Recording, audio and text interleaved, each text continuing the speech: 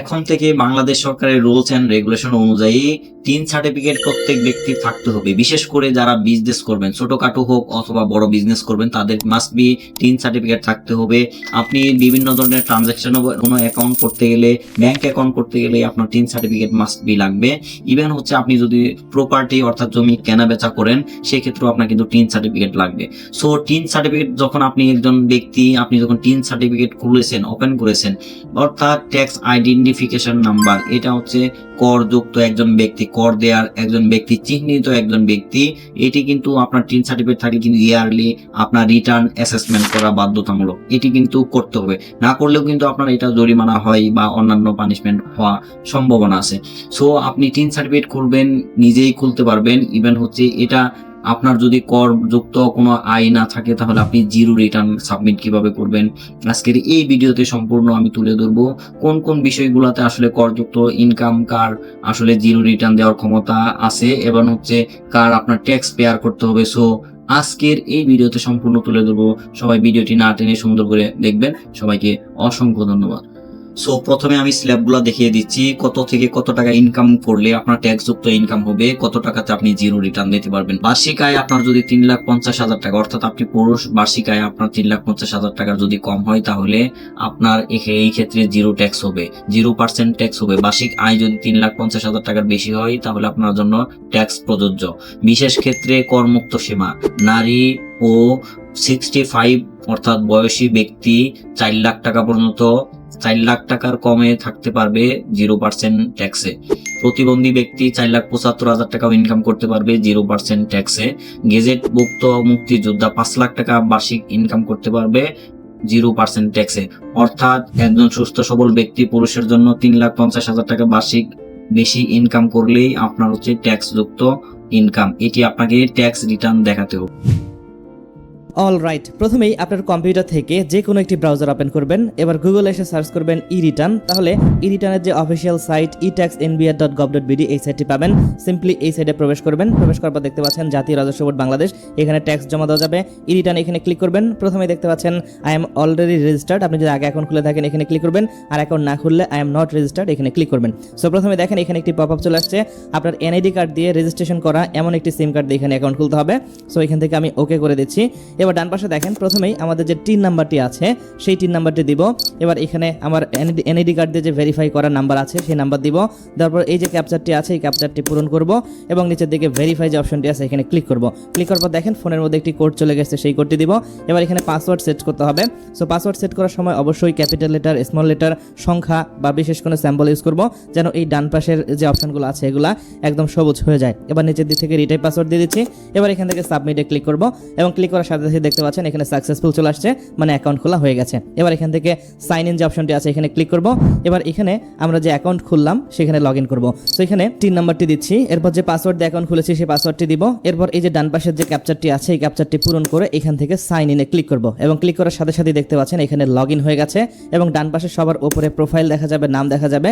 এর বাম পাশে দেখেন নতুন আপডেটের কারণে এখানে অ্যাসেসমেন্ট ইয়ার দেখা যাবে। এই বক্সে ক্লিক করে আপনি যদি বিগত সালের ট্যাক্স দিতে চান সেটিও দিতে পারবেন। সো আমি 25-26 দিব, এটি সিলেক্ট করব। বাম পাশে দেখেন এখানে রেগুলার ই রিটার্ন অপশন আছে, এখানে ক্লিক করব। সো এই পেজটা আপনাকে ভালো করে বুঝতে হবে। যদি আপনি একবার বুঝতে পারেন তাহলে আপনি প্রতিবারই যে কোনো সময় ট্যাক্স রিটার্ন সাবমিট করতে পারবেন। আমি আপনাদের সহজে দেখাচ্ছি।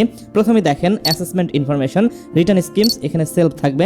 অ্যাসেসমেন্ট ইয়ার, আপনি যে সালে দিবেন সেই সাল দেখা যাবে। কত তারিখ থেকে কত তারিখে রিটার্ন সাবমিট করবেন সেটি দেখা যাবে। নিচের দিকে রেসিডেন্সিয়াল অ্যাড্রেস, আপনি যদি বাংলাদেশি হন তাহলে রেসিডেন্ট হবে, যদি অন্য দেশে থাকেন তাহলে নন রেসিডেন্ট দিবেন। Tax এক্সাম্পটেড income, any income which is fully এক্সাম্পটেড from tax, এই ব্যাপারটা একটু সহজ করে দেই। আপনার যদি কোনো করমুক্ত আয় থাকে সেটা এখান থেকে আপনি ইয়েস করে দেখাতে পারেন। সো আমি স্ক্রিনে একটা চার্ট দেখাচ্ছি বাংলাদেশে যে করমুক্ত আয়গুলো আছে। সো এরকম যদি কোনো আয় থাকে সেটি আপনি দেখাতে পারেন। এবার ডান পাশে দেখেন head of income, so any taxable income in the year, এটি হচ্ছে মেন বিষয়। মূলত এখন যে নতুন আপডেট দিয়েছে বা এনবিআর যে নতুন নোটিশ দিয়েছে, সবাইকে এখন ট্যাক্সের জন্য রিটার্ন সাবমিট করতে হবে এবং আপনার ইনকাম যত হয় সেটি দেখাতে হবে। এখন এখানে নো সিলেক্ট করার কোনো অপশন নেই। আমি যার জন্য এই ট্যাক্স রিটার্নটি সাবমিট করব তার মাসিক ইনকাম 20,000 টাকা এবং সে প্রাইভেট কোম্পানিতে জব করে সেই প্রসেসিংটা দেখলে আপনারা বুঝতে পারবেন। ওকে, যেহেতু সে ইনকাম করে সেহেতু এখান থেকে ইয়েস করে দিচ্ছি।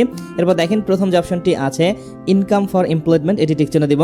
এরপর বাকি যে অপশনগুলো আছে যেমন ইনকাম ফর রেন্ট, এটা তার নাই। তারপর এগ্রিকালচার থেকে ইনকাম নাই, বিজনেস থেকে ইনকাম নাই, ইভেন এখানে যে অপশনগুলো আছে তার আর কোনো ইনকাম সোর্স নাই। ওকে, সো এবার এখান থেকে সেভ এন্ড কন্টিনিউ এখানে ক্লিক করি। এবার দেখেন এডিশনাল ইনফরমেশন দিতে হবে। প্রথমেই আমরা এখান থেকে এরিয়া সিলেক্ট করব, যে এরিয়া থেকে ইনকাম হয়। ঢাকায় থাকলে ঢাকা দিবেন, চট্টগ্রাম থাকলে চট্টগ্রাম, যদি এর বাইরে থাকে তাহলে এনি আদার্স এরিয়া এখানে সিলেক্ট করবেন। এরপর দেখেন ট্যাক্স রেটেবল, যদিও তার কোনো ইনভেস্টমেন্ট নাই, এখান থেকে নোতে ক্লিক করতেছি, নিচেরটা অটোমেটিক নই থাকবে। এবার ডান পাশে দেখেন আইটি 10 বিট রিকোয়ারমেন্ট, এটিও খুব গুরুত্বপূর্ণ, এই পেজটা একটু বোঝার চেষ্টা করেন। প্রথমেই দেখেন গ্লোস ওয়েলথ ওভার 50 লাখ, মানে আপনার যদি 50 লাখের উপর দিয়ে সম্পত্তি বা প্রপার্টিস থাকে সেটি এখান থেকে দেখাতে পারবেন ইয়েস করে দিয়ে, আর না থাকলে নো দিবেন। ওন মোটরকার নাই, তারপর প্রপার্টি নাই, কোম্পানি নাই, তারপর সিটি কর্পোরেশনের মধ্যে তার কোনো প্রপার্টিস আছে কিনা নাই। এরপর দেখেন IT 10B it not mandatory still want to be submit, এটি হচ্ছে ম্যান্ডেটরি নয়, তারপর আপনি যদি চান সাবমিট করতে পারেন। এর মানে হচ্ছে জীবিকা নির্বাহ করার জন্য প্রত্যেকটা মানুষের কিছু না কিছু খরচ হয়, সেই খরচটা আমরা এখান থেকে ইয়েস করে দিয়ে দেখাতে পারবো, অথবা এখানে নো করে আমরা টোটাল অ্যামাউন্টটা লিখে দিয়েও দেখাতে পারবো। সো আমার মনে হয় আপনি যদি ইয়েস করে দেন তাহলে আপনি ভেঙে ভেঙে দেখাতে পারবেন আপনার যে পরিমাণ খরচ হয়, তখন আপনার ব্যাপারটা একদম সহজ এবং ক্লিয়ার হয়ে যাবে। সো এখান থেকে আমি ইয়েস করে দিচ্ছি। এবার দেখেন ইনকাম ডিটেলস দিতে হবে, নিচের দিকে যে এমপ্লয়মেন্ট টাইপ বক্স এখানে ক্লিক করব, ক্লিক করে প্রাইভেট জব যেহেতু প্রাইভেট সিলেক্ট করে দিচ্ছি, সে নেম অফ দ্য এমপ্লয়ার এখানে নাম লিখে দিতে হবে। এরপর ডেজিগনেশন লেখার পর নিচের দিকে দেখেন পার্টিকুলার্স, এখানে বেসিক স্যালারি আমাদের সিলেক্ট করতে হবে। তার মাসিক ইনকাম যদি 20,000 হয়, এক বছরে তার ইনকাম হচ্ছে 2,40,000 টাকা। এবার নিচের দিকে দেখেন আপনি যদি কোম্পানি থেকে আরো সুবিধা পান, যেমন হাউস রেন্ট অথবা মেডিকেলের খরচ অথবা ফেস্টিভ্যাল বোনাস অথবা অ্যাড মোরে ক্লিক করে আপনি আরো অসংখ্য অপশন দেখতে পারবেন। যদি কোনো বোনাস টোনাস পান সেগুলো এখান থেকে সিলেক্ট করে লিখে দিতে পারেন। সো এবার এখান থেকে সেভ এন্ড কন্টিনিউ এখানে ক্লিক করি। এবার দেখেন এক্সপেন্ডিচার চলে আসছে, এখানে এক্সপেন্স ফর ফুড ক্লোথ অথবা আদার এসেনশিয়াল, এখানে আপনার বাৎসরিক কত টাকা খরচ হয় এটা আপনি লিখবেন। সো আপনার যদি 10,000 করে হয় তাহলে 1,20,000, যদি 12,000 করে হয় সেটা আপনি উল্লেখ করে দিতে পারেন। অ্যাকোমোডেশন এক্সপেন্স, অর্থাৎ আপনার যদি অতিরিক্ত কোনো খরচ হয় যেমন হাউস বিল অথবা ইউটিলিটি বিল বা বিভিন্ন বিল, সেটা এখানে আপনি উল্লেখ করে দিতে পারেন। সো সে আমাকে জানিয়েছে তার নিজের বাসায় থাকে, তার গাড়ির তেল বা আরো বিভিন্ন রকম হাউস বিল বা বিলের পিছনে 10 থেকে 12,000 টাকা খরচ হয়। সো এখান থেকে আমি 10,000 টাকা দিয়ে দিচ্ছি। এবার দেখেন এডুকেশন এক্সপেন্স, তার কোনো বাচ্চা কাচ্চা নেই বা তার নিজেরও কোনো পড়াশোনার খরচ নেই, সেটি দিচ্ছি না। এনি আদার এক্সপেন্স একটি অপশন আছে, সে আমাকে জানিয়েছে তার আরো অতিরিক্ত 5,000 টাকার মতো খরচ হয়, হয়তো বা বাইরে গেলে বা বিভিন্ন কারণে খরচ হতে পারে। সো এই হচ্ছে তার টোটাল খরচ, নিচের দিকে টোটাল খরচটা দেখা যাবে 1,35,000 টাকা। সো এখান থেকে আমি সেভ এন্ড কন্টিনিউ এখানে ক্লিক করব। এবার দেখেন অ্যাসেটস এন্ড লায়াবিলিটিস সিলেক্ট করতে হবে। আপনার যদি কোনো সম্পত্তি থাকে, এই যে অ্যাসেটসে ক্লিক করে সেগুলো আপনি এখান থেকে সিলেক্ট করতে পারেন। তার মূলত কিছুই নেই, সে শুধু জব করে। সো নিচের দিকে দেখেন আরো অপশন আছে লায়াবিলিটিস, আপনার যদি লোন টোন থাকে সেগুলো সিলেক্ট করতে পারেন। এরপর দেখেন টোটাল আউটফ্লো দেখা যাবে এবং এখানে আরো দুইটি গুরুত্বপূর্ণ বিষয় রয়েছে। প্রথমে দেখেন লস অপশন আছে, আপনি যদি কোনো টাকা পয়সা হারিয়ে ফেলেন, কত টাকা হারিয়েছেন, কোথায় হারিয়েছেন সেই ডিটেলস এই বাটনে ক্লিক করে দিতে পারবেন। আবার দেখেন গিফট অপশন আছে, এখানে ক্লিক করে আপনি কাকে গিফট দিয়েছেন, কত টাকার গিফট দিয়েছেন সেটি উল্লেখ করে দিতে পারবেন। নিচের দিকে দেখেন সোর্স অফ ফান্ড রয়েছে, এখানে 1,60,000 প্লাস 80, টোটাল তার যে ইনকাম 2,40,000। এবং এখানে দেখেন আদার রিসিভ একটি অপশন রয়েছে, আপনি যদি অন্য কোথাও থেকে টাকা পান সেটি উল্লেখ করে দিতে পারবেন। আর সে তার ফ্যামিলির কাছ থেকে 10,000 টাকা পেয়েছে তার বাবার কাছ থেকে, সেটা উল্লেখ করে দিচ্ছি। এখানে এই যে পার্টিকুলার যে অপশন, এখানে ফাদার লিখবো, রেফারেন্সে বাবার নাম লিখে দিচ্ছি এবং অ্যামাউন্টে 10,000 লিখতেছি। আপনি যদি অন্য কোথাও থেকে টাকা পান সেটা এখানে উল্লেখ করে দিবেন। এরপর দেখেন net wealth of previous year income, আপনার যদি আগের বছরের কোনো টাকা পয়সা থাকে সেটা এখান থেকে সিলেক্ট করতে পারেন। তার আগের বছরের কোনো সঞ্চয় নাই, যার কারণে দিচ্ছি না। এবার নিচের দিকে দেখেন সামারি দেখা যাচ্ছে, এটি একটু বুঝলে আপনাদের ব্যাপারটা একদম ক্লিয়ার হয়ে যাবে। ভালো করে লক্ষ্য করলে দেখতে পাচ্ছেন সোর্স অফ ফান্ড 2,50,000 টাকা, তার মানে তার এই বছরের ইনকাম হচ্ছে 2,50,000 টাকা। এবং এখানে আউটফ্লো দেখতে পাচ্ছেন 1,35,000 টাকা। আপনারা বুঝতে পেরেছেন 2,40,000 হচ্ছে তার ইনকাম এবং 10,000 তার পরিবারের কাছ থেকে পেয়েছে এবং 1,35,000 টাকা খরচ হয়েছে এবং ডিফারেন্স হচ্ছে 1,15,000। তার মানে এই 1,15,000 তার কাছে জমা থাকতেছে। ওকে, সো এই 1,15,000 যদি তার ব্যাংকে থাকে কোনো সমস্যা নাই, তার নিজের কাছে থাকলেও কোনো সমস্যা নাই। ওকে, সো এই ব্যাপারটা আপনারা বুঝবেন, এখানে শুধু মাইনাস ফিগার না হলেই হবে। আর আপনার যদি ইনকাম 3,50,000-এর ওপরে চলে যায় সেক্ষেত্রে আপনার ট্যাক্স আসবে, 3,50,000-এর নিচে থাকলে ট্যাক্স আসবে না, ট্যাক্স জিরো দেখাবে, সেটা আমি ক্লিয়ার করে দেবো। ওকে, এবার এখান থেকে সেভ এন্ড কন্টিনিউ এখানে ক্লিক করি। এবার দেখেন ট্যাক্স অ্যান্ড পেমেন্ট অপশন চলে আসছে। এই পেজের মধ্যে আমরা দেখতে পারবো কোথায় কত টাকা খরচ হচ্ছে, তার টোটাল সামারি এবং আমাদের ট্যাক্স দিতে হবে কিনা। নিচের দিকে আসলে দেখতে পাচ্ছেন এখানে পেয়েবল ট্যাক্স যে অপশনটি আছে এটি কিন্তু 0 দেখাচ্ছে এবং পে নাও এর যে বাটন এটি কিন্তু দেখা যাচ্ছে না। তার মানে আমাকে ট্যাক্স দিতে হচ্ছে না। আমার যে পরিমাণ সম্পত্তি বা যে পরিমাণ টাকা পয়সা আমি ইনকাম করি, কোথা থেকে পেয়েছি সেটি দেখানোর পরও আমি 0 রিটার্ন দিতে পারছি। ওকে, সো এবার এখান থেকে প্রসেস টু অনলাইন রিটার্ন এখানে ক্লিক করব। এবার দেখেন এখানে টোটাল সামারি চলে আসছে, আমি যে অ্যাকাউন্ট খুলেছিলাম সেই অ্যাকাউন্টের ইনফরমেশন সহ এবং আমি কোথায় কত টাকা খরচ করেছি, কত টাকা ইনকাম হয়েছে সব ডিটেলস দেখা যাবে।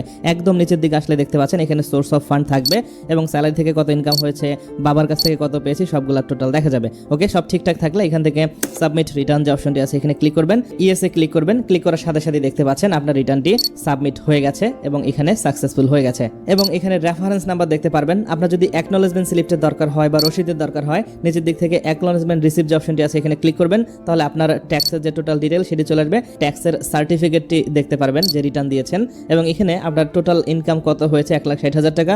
টোটাল এই 1,60,000 টাকার জন্য কোনো ট্যাক্স দিতে হয় নাই। এবং এটি যদি সেভ করতে চান এখান থেকে সেভে ক্লিক করবেন। এবার এখান থেকে পিডিএফ সিলেক্ট করে আপনার কম্পিউটারে সেভ করে নিতে পারবেন বা প্রিন্ট করে আপনার যে কোনো কাজে ব্যবহার করতে পারবেন।